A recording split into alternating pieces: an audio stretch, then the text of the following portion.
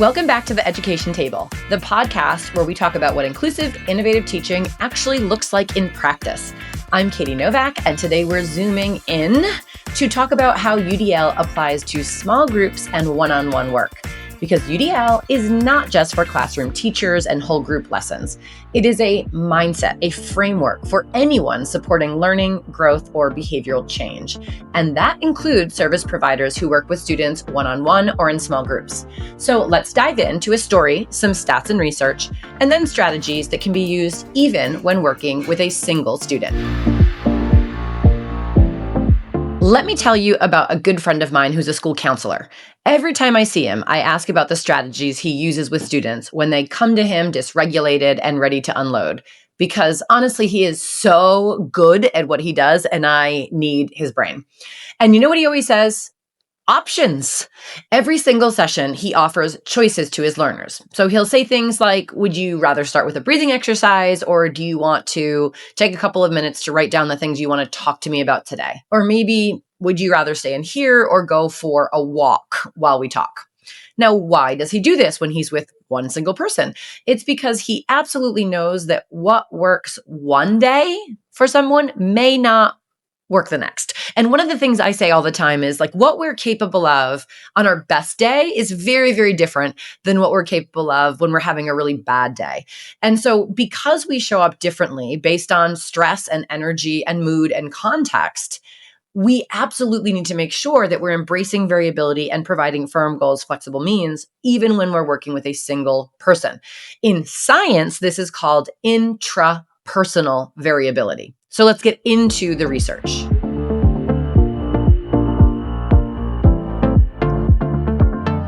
UDL is often framed around designing inclusive learning environments, which makes people think of really inclusive classrooms full of students. But that's not the only place where we can leverage UDL, because it's just as powerful when you're sitting next to one student during a Tier 2 reading intervention, or meeting as a counselor, or working with small groups during math centers. The principle is the exact same. The key is recognizing that even the same learner brings different needs, barriers, and motivations to the table depending on the context. That is called intrapersonal variability. As an example, a lot of us have a preferred morning drink. For me, right now, it happens to be hot coffee with turmeric and my favorite sweet creamer, but I am absolutely not in the mood for it every single day. Sometimes it's way too hot to drink coffee, or I took a red eye and I need a nap, and so coffee is like a big no-no. And I only drink 2 cups of caffeinated coffee a day. So if for some reason I'm at a conference and I drink 2 cups of hotel coffee, and then I come home, like I don't want my coffee, like I'm just going to have tea. So even though I'm the same exact person, I will choose differently based on context. And we want to offer the same flexibility to our learners because we know based on cognitive neuroscience that intrapersonal variability is the rule. It is not the exception. We are not only unique, but we are dynamic. And when we assume consistency, we ignore the real human experience of learning. So what are some concrete strategies that we can use right away? Now, the first strategy is simple. Start with the goal. Always. Start by asking yourself, what is the purpose of this session? If you're a speech and language pathologist, it might be something like students are going to use complete sentences to describe a visual. If you're a counselor, maybe it's the student needs to identify and name a current feeling as well as a helpful coping strategy. Keep that goal in mind, as all flexibility has to align to the firm goal. So in the example above with the school counselor, you might start and say, I want you to prepare yourself for the session today. Would you rather take a moment and complete a quick write, or do you want to start with a mindfulness exercise? And then you go on to, because today we're going to be talking about how you're currently feeling, and start talking about some helpful coping strategies. So what is the best way for you to get ready? Now, the same learner can choose something different almost every day. It's just the goal is super clear. Now, first, firm goal. Second is all of the choices target the same goal. So when designing any support experience, the magic really is when students are given choices that move toward the same objective. So take the speech language pathologist goal. Use complete sentences to describe a visual. Now, the firm goal is fixed, but the pathway can be varied. So one student might want to describe the image aloud.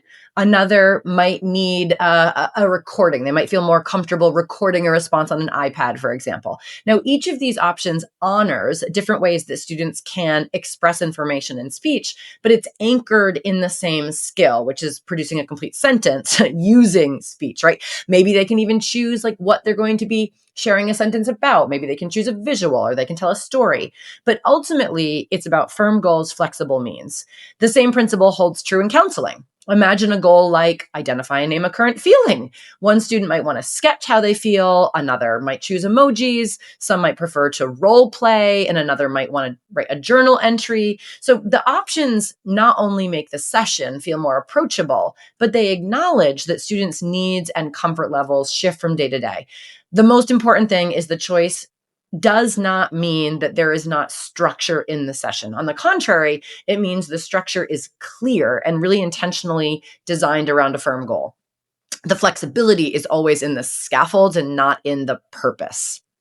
Now, the third strategy is to preload the tools and model the strategies. Choice without preparation can quickly become really unproductive. So it's not enough to hand a student an iPad and be like, oh, if you want to record yourself, record yourself. If they've never used an app or they don't know how to plan what to say, or if they're not sure what success looks like, this would just be really frustrating, probably for everyone. So this is where UDL really starts to break down in practice because they need more than options. They need skills and the confidence to use all the options. And that's why it's so important to preload the tools and model the strategies. So if you want students to select for multiple approaches, they need to experience each option first with your guidance when they're in a really good place for learning. And so this could mean modeling how to record a response or practicing how to organize ideas if you're using scrap paper, or maybe sharing what a strong journal entry might look like. Maybe as a specialist, you dedicate the first couple of weeks as you're working with students to, explore every option at the beginning of a session before they have freedom to choose, because then they're not guessing what works best. They're selecting from tools they already know how to use, which will build fluency and independence. Now, the last strategy is to make sure that you're building time, even just a couple of moments for reflection. So the end of every session is just as valuable as the beginning of every session. Even 30 seconds can provide a lot of insight for both you and the learner. So a question like, what part of today really helped you learn? Or what felt challenging today and why? Because you want to encourage students to make connections between the strategies they chose and their learning process. Over time, these moments will help students identify which approaches really do work best for them and under what conditions. You might also ask students to consider their next step by asking something like, next time, do you think you want to use the same strategy or do you want to try something different?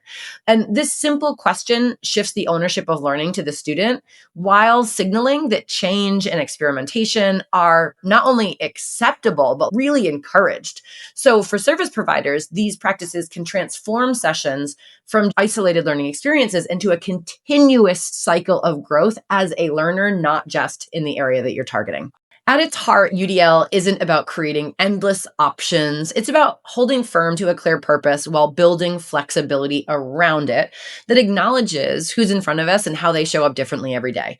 And this is why this framework is not limited to classroom teachers. It's just as powerful for reading specialists, occupational therapists, paraeducators, counselors, tutors, anyone who works with students in small groups or in one-on-one settings. Humans are variable, and really great design embraces that variability. So thank you for pulling up a chair at the education table. If you're already weaving UDL into your sessions, I would love to hear about it. Share your best strategies with me, and maybe I highlight your idea in a future episode because I love examples from the field. Until then, everyone, keep designing with purpose, keep honoring flexibility, and keep creating these spaces where every single learner can reach their full potential. Until next time, onward.